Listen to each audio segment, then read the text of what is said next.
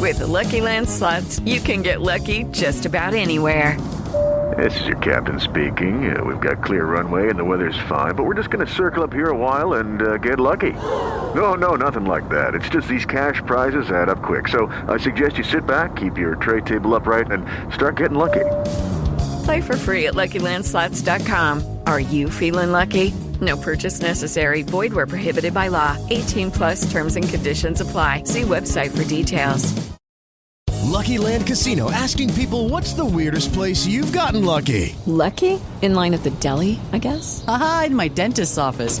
More than once, actually. Do I have to say? Yes, you do. In the car before my kids' PTA meeting. Really? Yes. Excuse me, what's the weirdest place you've gotten lucky? I never win and tell. Well, there you have it. You can get lucky anywhere, playing at LuckyLandSlots.com. Play for free right now. Are you feeling lucky? No purchase necessary. Void where prohibited by law. 18 plus. Terms and conditions apply. See website for details.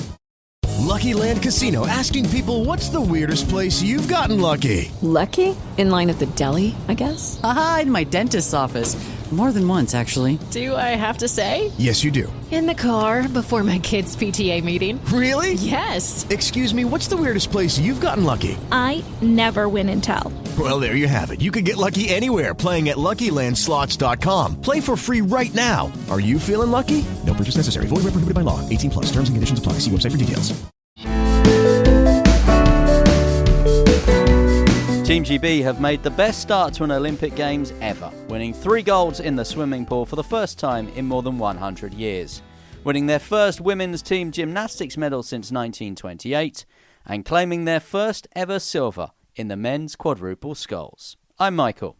And I'm John, and this is Anything But Footy, the Olympic and Paralympic podcast, unashamedly biased towards Team GB. So history is once again being rewritten at Tokyo 2020, a games like no other for so many reasons. But will Britain's success continue? Does it matter after the joy and anguish we've already seen that has gripped us to the sofa this week? And coming up, we'll try and answer those questions and speak to many of the athletes who've already achieved glory for themselves, their sport and their country.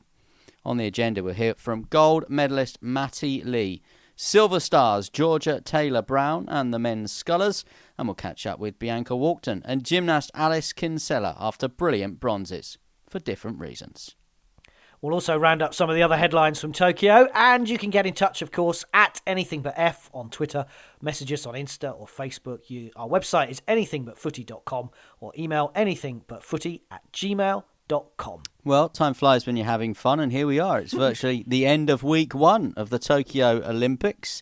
The Olympics they thought might never happen. No official medal target, of course, this year set by UK Sport for Team GB. Remember, they broke all the records in Rio, 67 medals.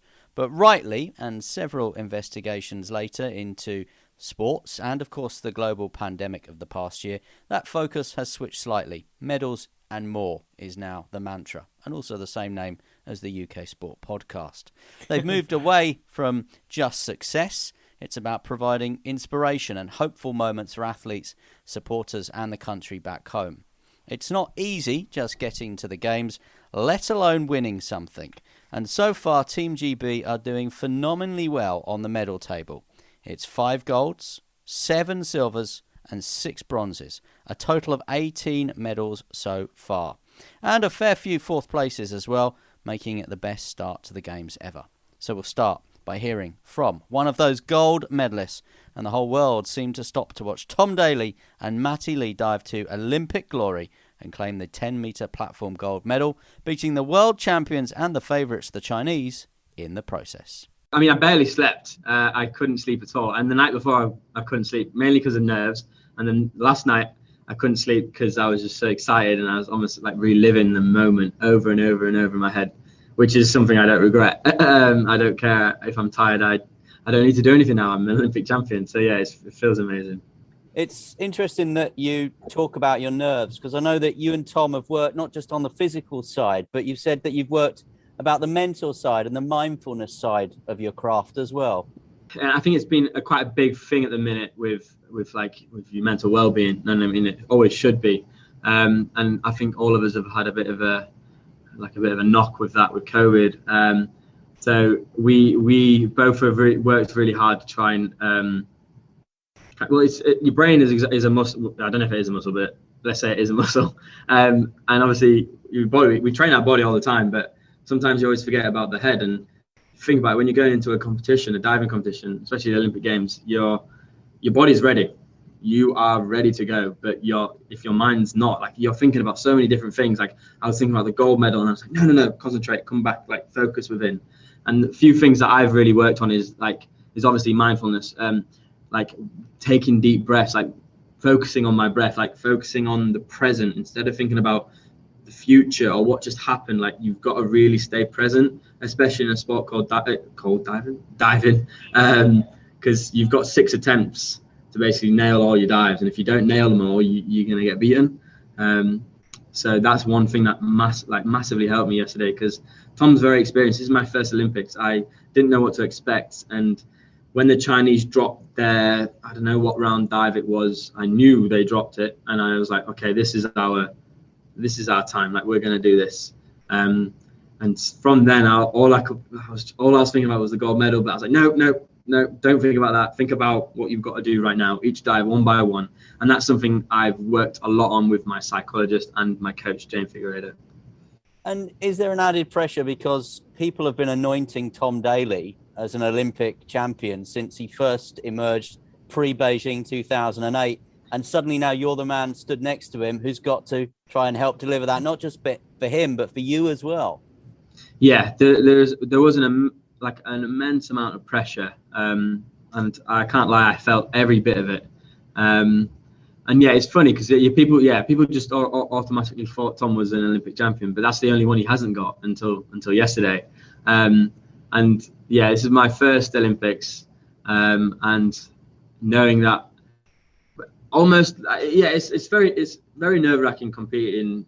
But the weird thing is with Tom, I know he's going to be great. He's a world champion. He's so experienced. So I know I just need to focus on myself, because in synchro you've got 2 people doing the same thing, and sometimes you might think about each other too much. You just got to stay focused and focused on yourself, and that's what I really did. And yeah, like, for it to actually all come together, like, it honestly makes me so happy. And it's kind of weird, like, it's surreal, because obviously Tom's been working same with me. I've been working my whole life for this, but knowing he's been wanting to get that gold medal for all these years, and he's done it at his 4th Olympics, it's crazy. And he's obviously got his own medals in London and in Rio in the synchro event. But it's weird because I go, like, he doesn't hate it, but he hates it. I've gone to my first Olympics, and I got the Olympic champion. I mean, Michael, you're working with TalkSport at the moment. You'd have been covering that moment, but I can tell you in our kitchen, we all stopped. Nothing could have taken our focus away from watching Tom Daley and Matty Lee, and the heart was pumping. I mean, they looked really calm, and I thought that was really interesting that both of them were so chilled about it. We've seen before where Tom maybe has been under pressure in prelims or semi-finals, particularly in Rio in the individual, but it seemed like, and we talked about this when we had Matty and Tom and we interviewed them and had Tom on the podcast, that they are mates and they were together, and boy were they in synchro. And what was interesting, I was listening in to Tom Daley's press conference at the end, and we touched on it there in the interview with Matty as well, and I think this is really important to say too in light of the Simone Biles news this week, where she stepped away mid-competition, if you like, to protect her mental health. And I think that was a really important, really brave step for Simone Biles, and hopefully for some people that might just be the little catalyst and the impetus they need to start having intelligent and constructive comments and conversations about mental health. But what Tom Daley was saying was how he and Matty worked on their mindfulness ahead of this competition. They said that physically there was nothing else they could do. They were both in the best possible physical shape. In terms of their performance, there was nothing else they could do with their dives. They had left no stone unturned with practicing their dives. They had all of that right. So what could go wrong? What could go wrong was inside the head. So that is why Matty and Tom worked so hard on what Tom described as mindfulness. And clearly your view, watching it through the television, and my view watching it as well, was that they had that mindfulness absolutely boxed off, didn't they? Because they did look cool, they did look calm, they did look collected, and I was a bit emotional watching them, seeing Tom win that gold medal. We've been putting it around his neck since he was 10. I mean, you've been a huge fan of Tom Daley. We know him from when he was burst onto the scene at 14 in Beijing 4 Olympics ago. And we've been through every emotion with him. Up, down, bronze in London 2012, jumping in the pool to celebrate, to Rio where he won another bronze but then failed individually. We've seen him on the telly. We've seen him do other things. He's got married. He's had kids. It is a story and a half, and of course losing his father as well. Yeah, it's just been a book that is yet to be written and a movie that's yet to be made. And through all of those trials and tribulations, we have seen and met and spoken and interviewed Tom before and during and after competitions.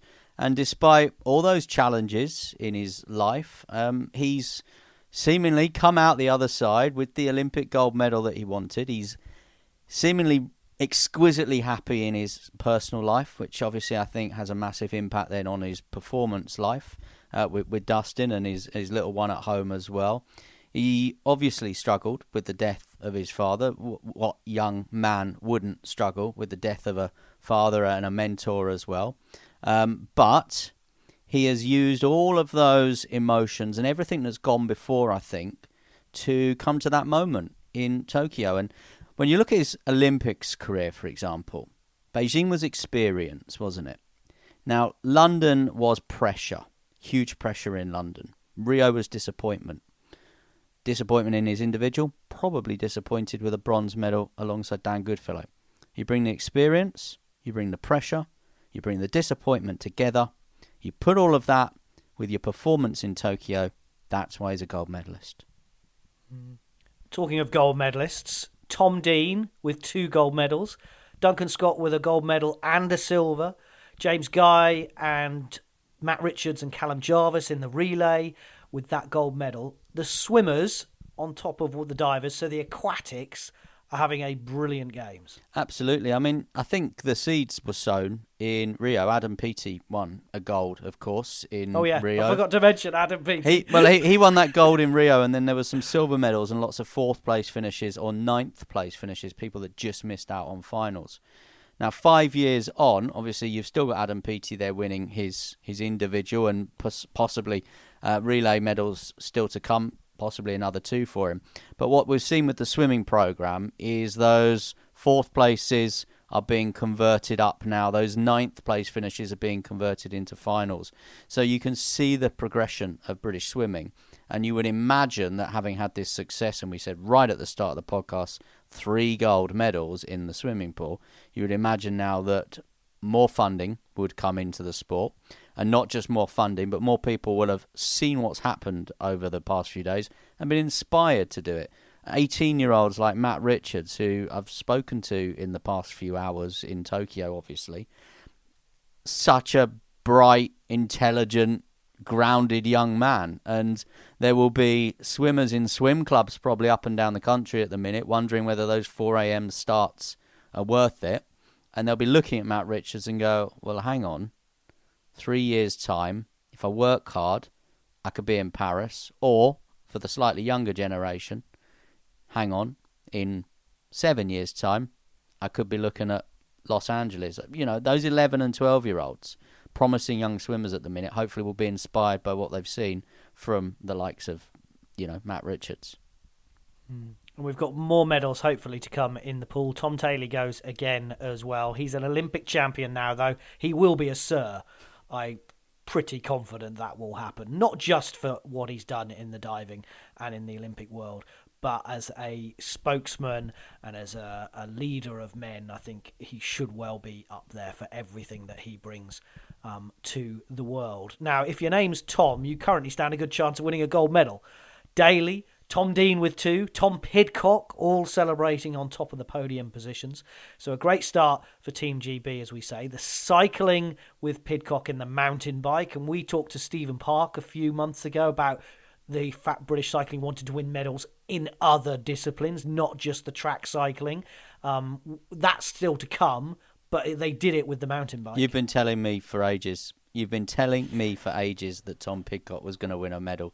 You have been saying, and I remember the first time you said it, and I was a bit like, I'm not overly aware of this guy, but you had obviously done your research, done your homework, you'd seen him in action, and you said, this guy can do it on the track, he can do it on the road.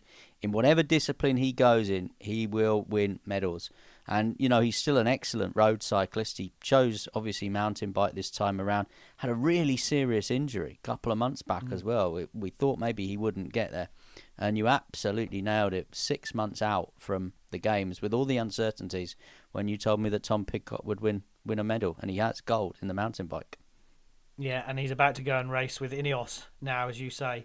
And I think better people than me, Chris Boardman, saying that he could go and win the Tour de France. So this is our review for Team GB so far. Who's having a good Games? Who could maybe do a little bit better? Which brings us on to rowing.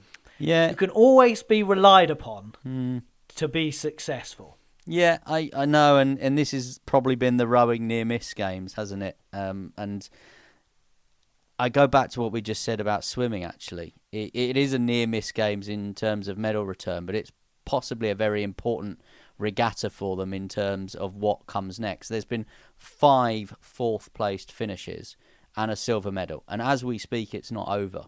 You could get a medal for Vicky Thornley. You could get another crew, maybe one of the eights or something. The eights might sort something out. And then suddenly it looks slightly better than it did at the moment. But I wouldn't dismiss all those fourth positions. One of them was by 1/100th of a second this morning. So, you know, how close was that to a bronze medal for the women's lightweight double sculls of Emily Craig and Imogen Grant? So I think there's many and varied reasons. We know that rowing's always been high-performing, always been a dead cert to bring medals. They lost their head Olympic coach, Jürgen Gröbler, a year ago. Well, I wonder whether they actually took a calculated risk, Michael, and thought his contract was coming up. He was in his 70s. We know what he did with the Cracknells and the Redgraves and the Pinsents. But his contract was coming to an end. The Games was delayed by a year. And I wonder whether they took a calculated risk and thought, what we really want to focus on is Paris 2024. And Los Angeles. After Rio, and Los Angeles. Because after Rio, all the crews are not recognisable. I think Mo Sabihi is the only man in the 8 who won a gold in the 8 who's back in the crew. We know Helen Glover is back, but she wasn't supposed to be. She just decided last year that she wanted to come back. We saw the likes of Catherine Granger retire. We saw Andrew Triggs-Hodge retire. So it was a wholesale change after Rio. I wonder whether they took the risk and thought, we'll focus on Paris. And you're absolutely right. Those fourth place finishes for the men's 4, they would have got a medal if the water hadn't been so choppy and Ollie Cook, bless him, didn't realise he was steering the wrong way. And mistakes happen in sport, and he will always have to live with that. Gareth Southgate had to live with a penalty miss for 25 years of his life before changing that, of course, managing England in the recent Euros. So, but those fourth place finishes do show that there is optimism as a sport. And I don't think, and I know that there will be people who will say one medal potentially is a disaster for British rowing. I'm not sure these Games have been a disaster. They haven't been a great success. We're 10th in the medals table. We're always top. Even Ireland are ahead of us. But you can't say it's been a bad Games for the rowers because other things have happened. And I think they have also thought, well, we'll focus on, and we need to be ready for Paris, which is why they said to Jürgen, thank you very much for all you've done, and we'll let you go. Just before we return to British rowing, I just want to mention the Irish who won the gold, of course, in the men's lightweight double sculls, Paul O'Donovan and Fintan McCarthy. Now, Paul O'Donovan and his brother Gary won the silver in Rio, and Fintan McCarthy used to row with his brother, and they rowed to a European level together, and they are all from the same town in County Cork, Skibbereen, wow, which has a population of less than 3,000 people. So how does a town in County Cork with a population of less than 3,000 people produce 4 elite rowers, 2 sets of brothers who now have a gold and a silver medal between them, albeit the crews have changed slightly? over the 5 years. Tremendous achievement. And there might be another, well, there has been another medal for Ireland, hasn't there? A bronze in rowing as well. And there might yet be another one for them as well. But let's return to British rowing and hear from two of the silver medalists. I've been speaking with Harry Leask and Tom Barras. Yeah, it's still not fully sunk in that we've won a silver medal at the Olympics. I mean, it's really a dream come true. Something I never thought would happen. Still, it's absolutely amazing. It's still hard to fit into words. Tom, what does it mean to you guys to be an Olympic medalist? Because you look at that British rowing programme and it's built, isn't it, on medals at World Championships and Olympics. So what does it mean to you guys to have delivered that today? I think I look at it maybe slightly differently in a way. I look at it as like the big achievements actually getting to the Olympics. I think the Olympics embody something more than just one sport normally can give it. It's just this overwhelming, fantastic togetherness, and it just brings everyone together to enjoy sport and to really participate in sport. And just to get here, I think is actually a phenomenal achievement. To come away with a medal on top is really just the cherry on the cake in a way. It's hard to, as Harry said, put into words how amazing it sort of feels to come away with a medal at all here. Obviously, we knew if we did well, if we rode our race, we could come away with a really good result. But obviously, you can't affect what any other crew does or any of the opposition do. So to know that we rode our best race, that means we are the silver medalists, and that's just an awesome feeling. And Tom, when you talk about that togetherness, is that somehow more important, more poignant this time around because of what the planet has been through over the past year and a half? I think it is. I think as athletes, we've actually been quite fortunate in that regards. We've been able to carry on training at the high performance training centres for a lot of it, whilst obviously a lot of people have been stuck at home. And I feel really grateful to be in a position we were in, to be allowed to carry on doing what we love doing when so many people weren't able to keep on doing what they're doing. And I really hope we're now coming towards this turning point in the pandemic in a way where people can maybe be inspired by watching a whole load of different sports. And maybe they don't take up rowing, maybe they do take up rowing, but maybe they've seen another sport they really enjoy. Maybe for me anyway, I love the Olympics because I love watching the different sports stuff. I love watching the taekwondo, I love watching the fencing, I love watching all these sports you don't normally see. And if we can just get somebody out there to try or see a different sport, they think, oh, you know what, let's go out there, let's do that. I think we've achieved what we want to achieve as Olympians in a way. You're listening to Anything But Footy, the Olympic and Paralympic sport podcast, and we are reviewing week 1 of Tokyo 2020 in 2021. Let's turn our attention to equestrian sports. And Charlotte Dujardin has become the most decorated British woman in Olympic history after winning 2 more medals in Tokyo to add to her 4 from London and Rio. 2 bronzes this time with her horse Gio, also known as Pumpkin, in the team and the individual dressage event. I got confused about that when I heard it because they were talking about her riding Pumpkin, and on my sheet of paper it said she was riding Gio. And I was like, well, which is it, Gio or Pumpkin? But apparently she used to call her previous horse Blueberry. Ah, well, Allegro as well was Blueberry. Yes. Well, that would have confused me even more. I'm glad I didn't know that. The second week sees 3-day event and show jumping, who all won medals in London and Rio, and they will be back in action. Yeah, good start for the equestrian. We'll see how they progress in a second week. Now, my dad came up with the best description of watching dressage, Michael. He said it was like Torval and Deal in the 80s. You just want it over with so they don't make a mistake. Torval and Dean had the ice, which could wipe you out. Of course, with the dressage, it is the horse that could well, and the rider could well make a mistake. But I thought that was a great description. Well done. Like Torval and Dean in the 80s. Well done, Mr. Dad. Now, in the good week, bad week stakes, not really a positive one for badminton in the end. Despite 3 wins out of 3 for Marcus Ellis and Lauren Smith in the mixed doubles, they were knocked out in the knockout stages. The men's doubles never frankly got going at all, and that was one of the controversial selections for Tokyo after, of course, they won their first ever medal in Rio 5 years ago, badminton. They didn't pick the same people 5 years on. So it looks like the most popular racket sport in the UK will be leaving empty-handed. And unusually, thanks to Andy Murray, of course, in London and in Rio, tennis also looks like there'll be no medals on the tally. Well, there won't be for tennis. Despite huge effort with Joe Salisbury in the men's doubles ending in the third round, I think we've seen the last of Sir Andy at the Olympic Games. He's attended 4. He's got 3 medals, of course, 2 golds and the silver with Laura Robson in the mixed doubles that a lot of people forget about. It's been a difficult year. No Dan Evans, no Johanna Konta, both of COVID reasons, of course. No Cam Norrie either. He wanted to focus on the US Open.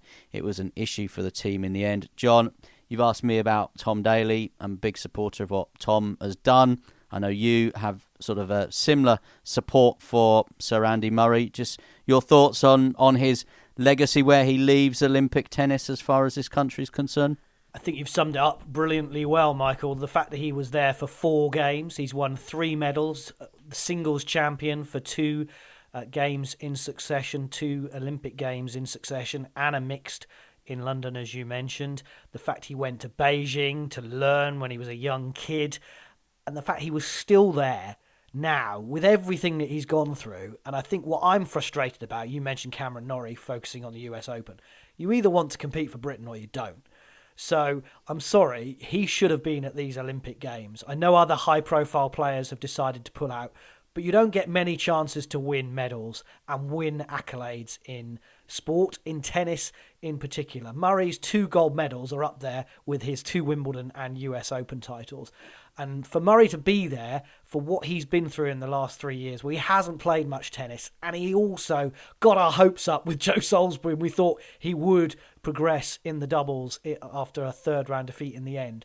I'm just disappointed that other British players who could have gone, obviously Dan and Joe can't do anything about the COVID thing, but Cameron Norrie, you either want to compete for Britain or you don't. And that is, I think, a frustration. So hopefully the legacy that Murray will leave is that people want to win. That Davis Cup triumph, of course, as well. Jamie Murray came in a week before the Games because of an injury, and it showed what he wanted to give to the Games. I think that was the disappointing thing for me. So the legacy for Murray should be that these players need to be here and try and compete for Team GB. Yeah, and I would say the same just about the golfers. Obviously, we saw it with Justin Rose 5 years ago. We're seeing it this time with Tommy Fleetwood and Paul Casey. They're both loving the experience.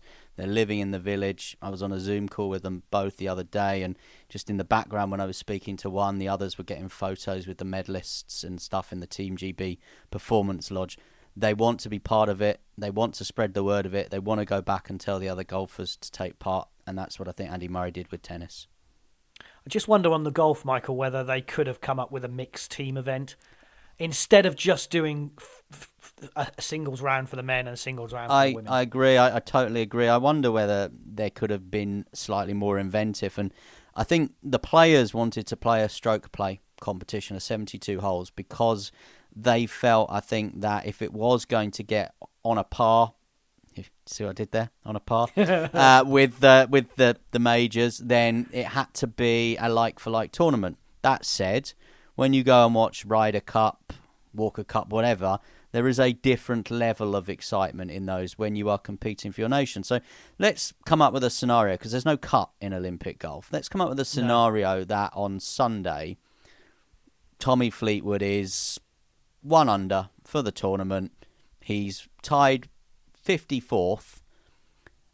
If there was a team event where maybe they were playing, say, the men off one set of tees and the women off another set of tees at the same time, and there was a medal for GB up for grabs, and that Tommy Fleetwood putt was important, which it probably isn't as important at the moment because there's no prize money or anything there, then that does bring a whole different level of excitement to those tail enders, doesn't it? There's still a lot to play for. So that would be my only thing I would think is could they somehow combine with keeping the singles medals, because I think the golfers want the singles medals there, but somehow have a team competition as well. And I've said which could run concurrently, like we do in dressage, and you qualify as an individual. The gymnastics, you qualify as a team or an individual, and then you go to the individual finals or whatever. And I think that's the same with golf. The Olympics is really keen not to add more athletes to future events. But of course, if you are already got a set of golfers, male and female, you could add another couple of medals and they could still, as you say, get medals for just doing what they're doing now. Yep, absolutely. I think with the cycling, with the road races as well, I think to, again, enhance the excitement of that, let's have an individual and have a team event for nations like Great Britain that are able to name maybe 3 riders or whatever it was, or 2 riders in the road race. Other countries that can do that, let's combine their results and see which country comes up. It gives those riders something to think about over the last 20 or 30 kilometres when the leading group are off, the peloton's gone, and you're like, well, what am I here for? Why am I doing this? But if you think, well, I'm doing this because my performance, my time might help the country get a medal, again, it makes for excitement, and it doesn't increase the numbers of spectators, doesn't require a new venue. I'm afraid as well, it would be interesting as a viewer, because after about 30 kilometres to go in the road race, I'm sorry I switched off, because it was all over. In both races, people were saying, well, the peloton might claw it back. I mean, the women's race, the peloton just sat there and let these 3 riders just break away. I didn't understand. By all accounts, they didn't know she'd broken away. The silver medalist came over the line and thought she'd won. They had to be told, no, there was a rider ahead of you. She's not even attached to a professional team. They didn't realise. I mean, that was crazy. There has been quite a few incidents in this Olympic Games where some of the organisation and the technology leaves a lot to be desired. I think of the false start in triathlon because there was a boat in the way, for example. It seems that the communications fell down somewhere on the women's road race here as well. But anyway, triathlon, take us away. Yeah, back to the good weeks that we're having. We are reviewing week 1 of Tokyo 2020 and 2021 on Anything But Footy. No golds for triathlon, but 2 silvers in the men's and women's events. And strong places as well for Johnny Brownlee and Jess Learmonth. You would think they are in a very strong position for the first ever mixed relay, which is coming up this week.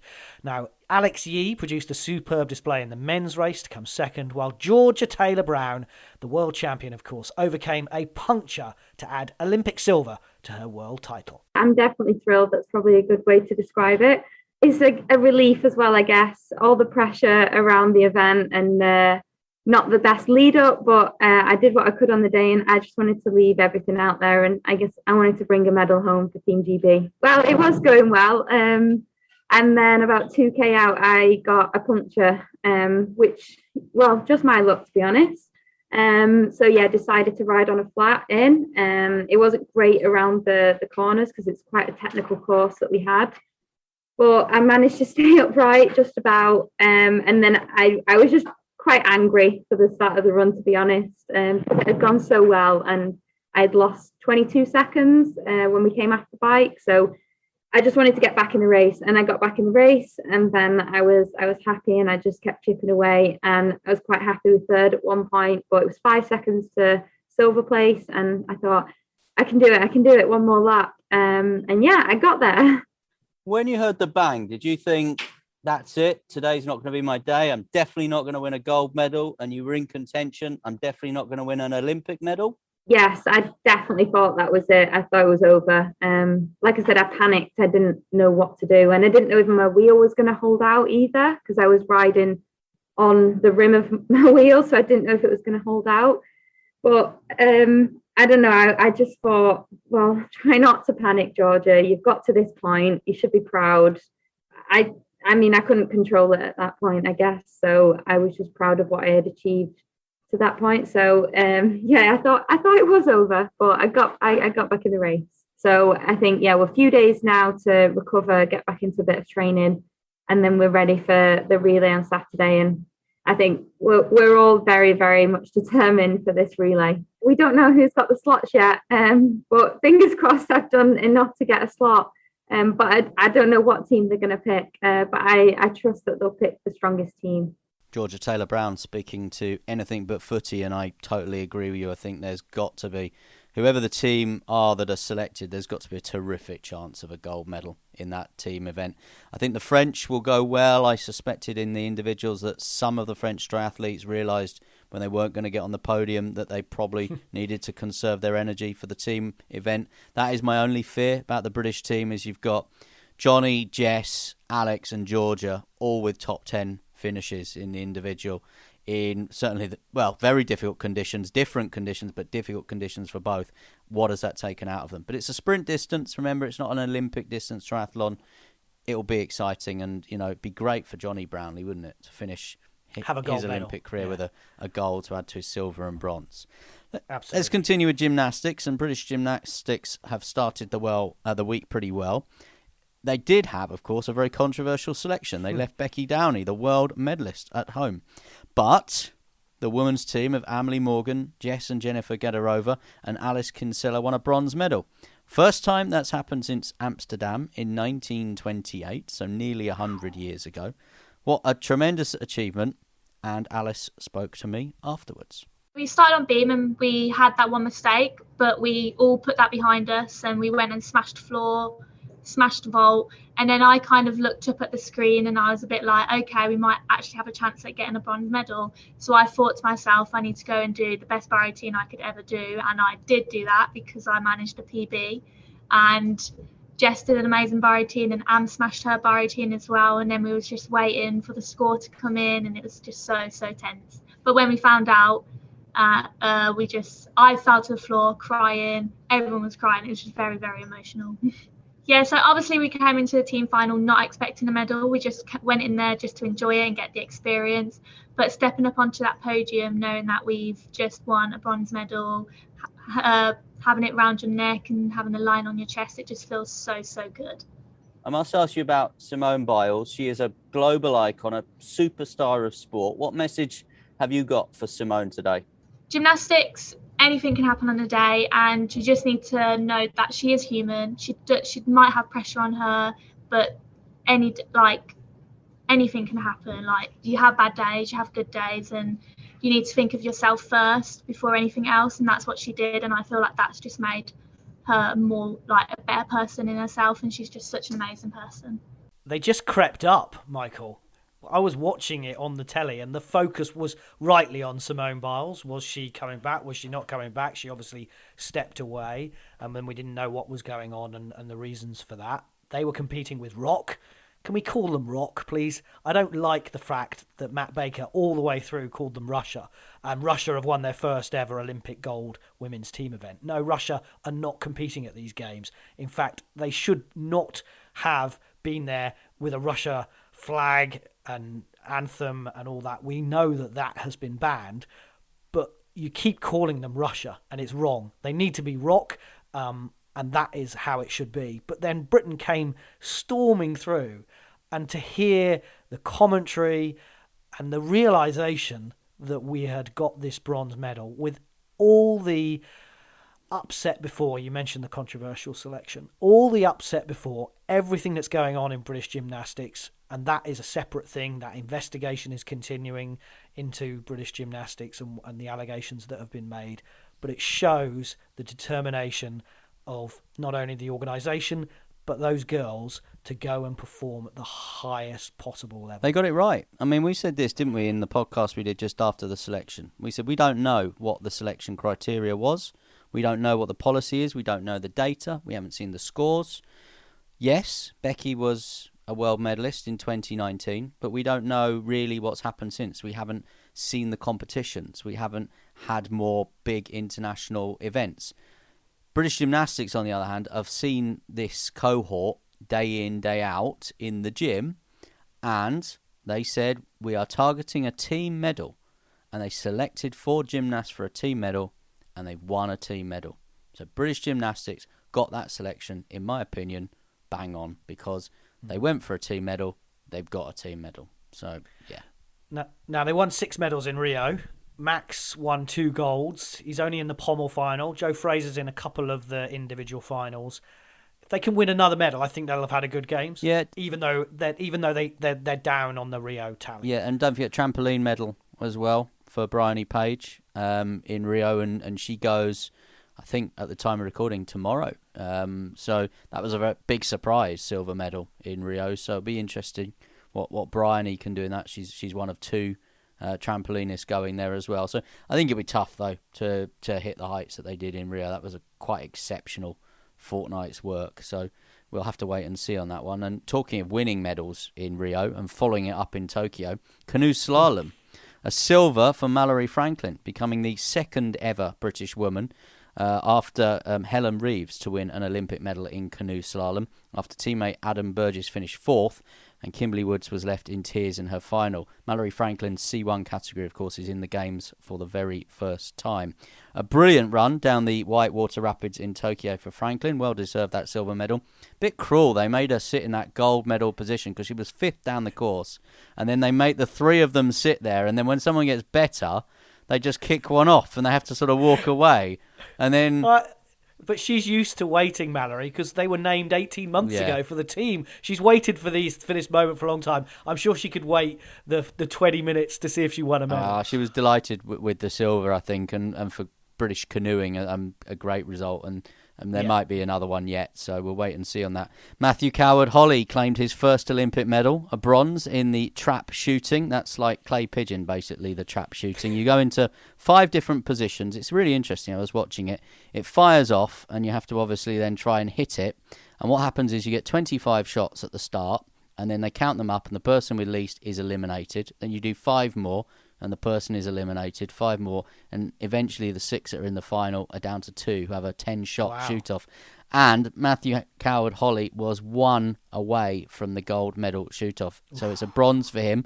4th medal for Great Britain in the trap for men after a bronze in 1908 and 2016 and a silver in 2000. Let's turn our attention to rugby sevens. After losing their funding in the pandemic, the women's team have started unbeaten in their first couple of games. The men's team finished 4th. They had a silver 5 years ago. They lost their talismanic captain, Tom Mitchell, through injury in the quarter-final, and I think that was probably key in that match against Argentina. The women lost to New Zealand, actually, didn't they? Their second match. They were winning, but they actually lost to New Zealand. But if they win their next one, they're in the quarterfinals. So I think that's the minimum we'd expect. That's what we saw with the men. If the women can just push through and get a medal, that'll be an amazing achievement, as you said, losing their funding. Now, judo will be pleased to have matched Rio with a bronze medal. Chelsea Giles actually winning Britain's first medal of Tokyo 2020 on day 2 and started the medal rush. It's hard to take it all in. From winning yesterday, I think it's only just starting to sink in today. I'm trying to reply to all my friends and family's support messages from home. So, yeah, I'm really enjoying the moment. The first 2 matches, people might say that I had a good draw, which I like to take each fight as it comes. I don't like to underestimate anyone. So the first 2 fights I was quite nervous for. But after them fights in the quarterfinals against the now Olympic champion, I was really excited. I realised that this is the biggest stage that I could ever fight, and I just had to go out there and try my best. And overall, I was happy with my performance. And just a small mistake cost me a pass into the semi-final, but I managed to come through the repechage and come out with a bronze medal. I'm trying not to think too much. It just makes me a bit more nervous. I try and run over the game plan in my head, keep talking with my coach. When I'm in the warm-up area, I often listen to music just to zone out and keep focused. That's normally what I do. Chelsea Giles speaking about her bronze medal, the first medal of Tokyo 2020 for Team GB. Now, Taekwondo have won 3 medals again, like Rio. No golds this time. It was switched to the front end of the games for these Tokyo Olympics because they hoped it would capture the imagination of the supporters inside the venues, I guess, initially. It certainly captured the imagination of the TV viewers at home with some last-gasp defeats, mainly, of course, for GB. Silver medals for Bradley Sinden. He had the gold virtually in his hands. So did Lauren Williams. And, oh, how upsetting for Bianca Walkden. It's bronze for the 3-time world champion. Bronze again. But she lost the opportunity to go into the gold medal match literally in the last second. People will remember Latalo Mohammed in Rio doing the same thing in the final. It was a complete action replay of that. The surprise, of course, was the first round defeat for Jade Jones, a 2-time Olympic champion who was aiming to create that bit of history of being the first British woman ever to win 3 golds at 3 successive games. She hasn't done it. Neither's Helen Glover, neither's Charlotte Dujardin. Laura Kenny still to go. Anyway, back to the taekwondo. And before they headed home, because they're already back, I spoke to Bianca in what was the early hours of the morning in Tokyo. Yeah, obviously, everyone knows me. I set it so high, the bar. I was going for gold. It's not the colour I did want. But again, I've come away with another Olympic medal. I went out there. I gave my heart and soul. I fought everything I could. We've shown to how good taekwondo is to watch, how dynamic it is, how exciting it is to watch, and how hard it is to come back out and fight again for something that it wasn't the colour I wanted. But to come out and do that again is mental and physical strength. So hopefully I've inspired someone and done everyone proud to say that I have got another Olympic medal. Yeah, it is really difficult, especially mentally, because I put that gold in my sight. Obviously, if you don't put that expectation on yourself, it is different.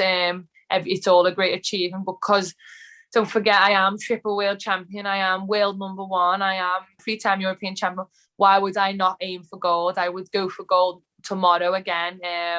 That's what I do. I want to be the best. So I'd always put it that high. So anything less feels like a failure, but it's not. I should be proud of what I've done. I give everything I had.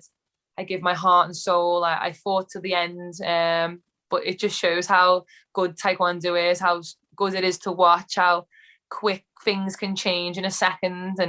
And I couldn't be more proud of myself to just know that I went out there like a champion, kept my head held high, and still fought for that Olympic medal. How aware are you in Japan about what a hit taekwondo has been? Latalo Mohammed is a social media sensation for his analysis of your sport. Everyone is talking taekwondo. Well, Latalo is great on TV. He's unbelievable. We knew he was going to be a great presenter or co-host on anything. The day we first met him, he can talk the talk and walk the walk. I know he's done us a great thing for taekwondo, and I know he would have been big as us from day one. So well done to Latalo as well, and hopefully it shows how good the sport is to watch, how good we are and how much we give our heart and soul.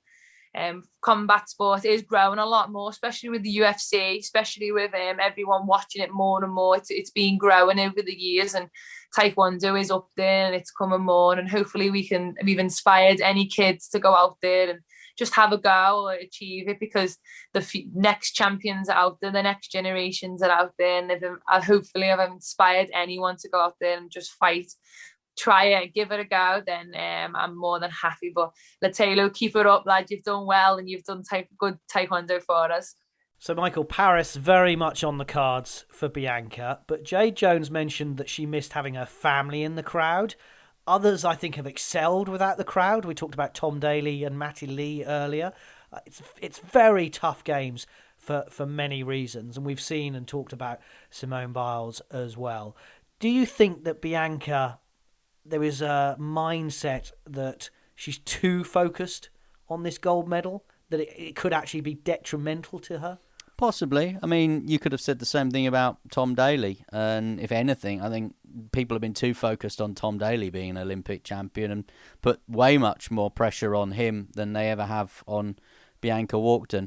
My only sort of view or analysis of it was, obviously they all went to watch Jade, and then Jade lost, and Bianca is her best friend, her housemate. She was in tears. Floods of tears. And I'm just wondering whether, when you're a couple of days away from your competition, how psychologically that is enhancing for your performance. Now, the flip to that, Bianca could have said, see my best mate kicked in the head and knocked out. Right, I'll show him. I'm going to go out and get that gold medal. Not just for me, but for my best mate as well. It could work in that way for Bianca. But I was a bit concerned when I saw how devastated that whole team looked for Jade. And I just wondered there, and there will be support staff. I just wondered there whether behind the scenes, following the defeat to Jade, I'm glad that Bradley and Lauren, if you like, got back on the bike pretty quick, didn't they, and got a medal? Because I think if it had gone more wrong for them, then suddenly we would have been looking very, very closely at taekwondo and what had gone wrong there. Look, bronze medal at the Olympic Games is a terrific, terrific result. Bianca said it, and she's done it before. She said it there. 3-time world champion, European Championships, world record holder, whatever else that she's got in her bank. She is being a phenomenal taekwondo athlete. Now, she might come back in 3 years, and she might do what Tom Daley has done, or she might come back in 3 years and not, or she might be in Latalo Mohammed's situation. She might not qualify in 3 years. He came back, didn't he, after Rio and said, next time I'm going to do it. He didn't get there. Mohamed Cho did. Mohamed Cho got knocked out in his first contest. It's so unpredictable, but what Bianca Walkden has got when she finally decides that she's going to kick it into touch, because that's what you do as a taekwondo athlete when you retire. You kick it into touch. She will look at the medals on the wall and go, I had a decent career. I had a good career. I maybe didn't get the Olympic gold, but I got 2 Olympic medals and I've got 3 world golds and everything else. And she's just as much an inspiration as Simone Biles for coming out and saying, actually, I want to achieve. It's in contrast to Simone Biles, but it doesn't mean it's wrong to say, I want to focus on this, I want to win a gold medal, it's what I want to do. I don't think we should criticise people for that either. Some breaking news, Michael, as we record the podcast, talking about how brilliant British swimming are doing at the moment. The 4x100 metre medley relay team have broken their own European record and qualified fastest for the Olympic final. It's the mixed, of course, medley relay team. Kathleen Dawson, Adam Peaty, James Guy and Freya Anderson romping home to get to the final. It shows, again, what we were saying earlier, that they are on it and they want more than those 3 gold medals. Yeah, the swim team, I mean, we've talked about them already. Adam Peaty could come back with 3. Adam Peaty could be going to the Palace with Tom Daley and whatever Andy Murray becomes next, Prince or something, probably a Baron of Dunblane. I don't know where you elevate Andy Murray further than he is, to be honest. So yeah, but there's going to be a few making a trek down to the Palace at this rate. Very much so, very much so. Let's quickly run through then some of the other sports that we haven't mentioned. We talked about track cycling. You've mentioned Laura Kenny. Don't put too much pressure on her.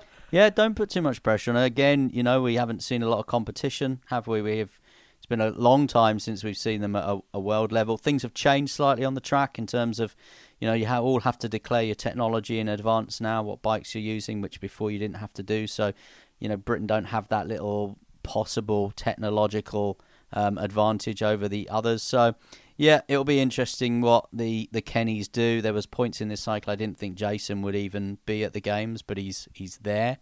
I'm looking forward to seeing Katie Archibald, and she's taking part, obviously, in a couple of events there as well. And I spoke to her at the velodrome a few weeks back and got quite emotional, obviously, about appearing at the games. Boxing, for me, I think we've seen, at the time of recording, a couple of boxers go out. Peter McGrail has gone out, I know that, and one of the Clarks has gone out as well, the heavyweight. Yeah, Chev Clark and also Charlie Davidson has gone out as well. So eight out of the 11. 8 are left. We've already got 1 guaranteed medal, who's in the semi-final as well. So, I think the boxers and Rob McCracken's team will come back with a fair few medals there. Could be 4 or 5 medals there, and again that will just increase the program. We sent 11 this time, so a full complement. And then of course we look forward to the athletics, the track and field, and so many people this week have said to me the highlight of the games it doesn't really get going for me until the track and field starts. I sort of disagree with that. I like the track and field.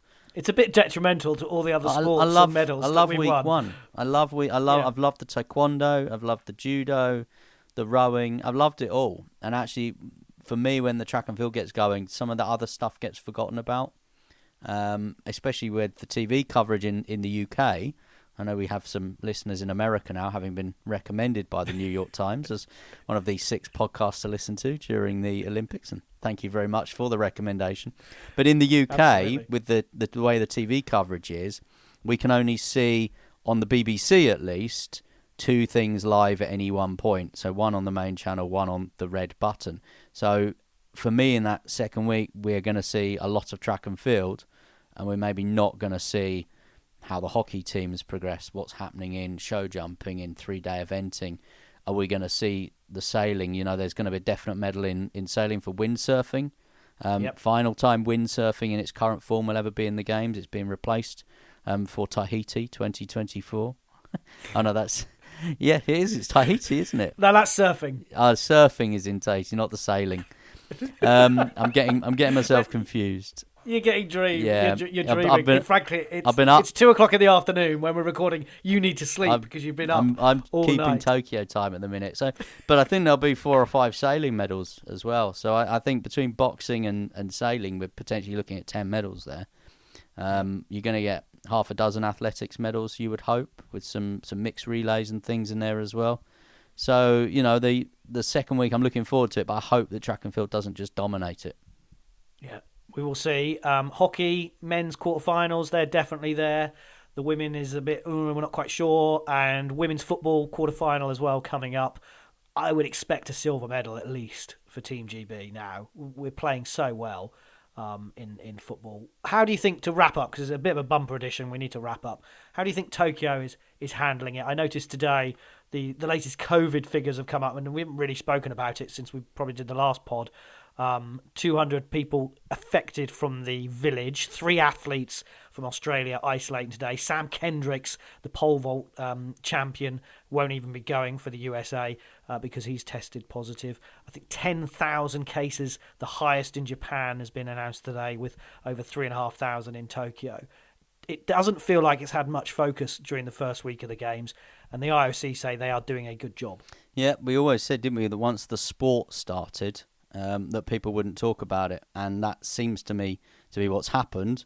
That said, the disease is still there, the virus is still out there, and there's still enormous risks because there are still thousands and thousands of people from all over the world all converging essentially on one city. All the athletes that I've spoken to in the British team said the protocols have been fantastic, and I think Team GB, fingers crossed, are doing a good job of keeping their own bubble safe and secure. They've got their own building in the village. They don't mix with other teams. They did have the scare with some of the athletes that got pinged that they had to isolate, but they were allowed to continue training, and Mark England said that they would still be allowed to go on the field of play. Also, what I've heard from the British team is that all the people in Japan have been incredibly nice to them, not just the volunteers, but everyone. They've all been at their little training camps and things, and they said the support they've had is fantastic, which is totally different to what we'd heard about opinion polls.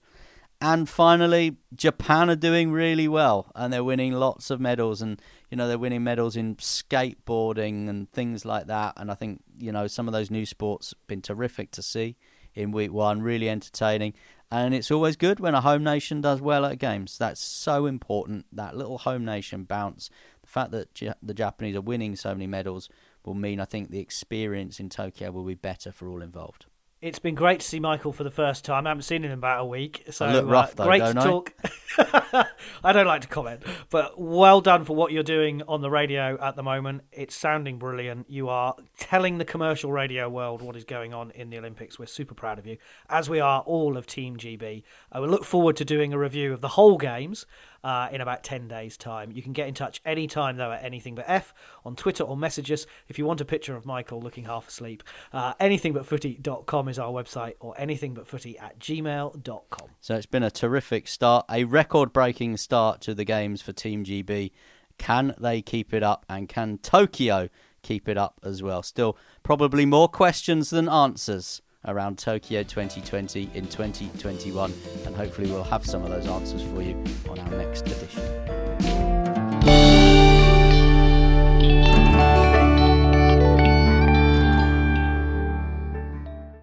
Sports Social Podcast Network.